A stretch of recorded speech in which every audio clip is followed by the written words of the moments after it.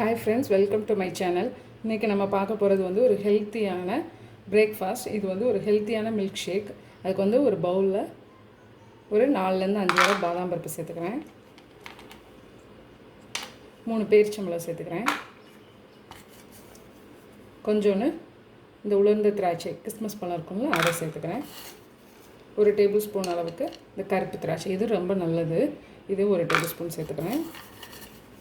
1 table spoon அளவுக்கு முந்திரி பருப்பு சேர்த்துக்கிறேன். இப்போ நம்ம இதில் ஒரு கிளாஸ் அளவுக்கு பால் ஊற்றி நல்லா ஒரு அரை மணி நேரத்துக்கு ஊற வச்சிடலாம். இது ஒரு அரை மணி நேரம் நல்லா ஊறட்டும். அதுக்கப்புறம் நம்ம எடுத்து இதை ரெடி பண்ணலாம். இப்போ இது ½ அன் ஹவர் நல்லா ஊறிடுச்சு. இதை நம்ம மிக்சியில் போட்டு அரைச்சிக்கலாம்.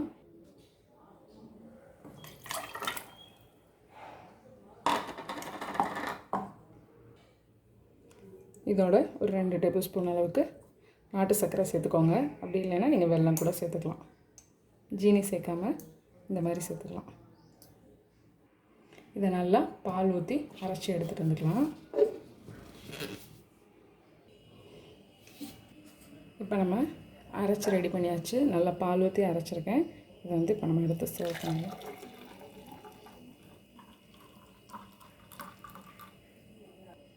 இப்போ நம்ம இதை சர்வ் பண்ணிடலாம்.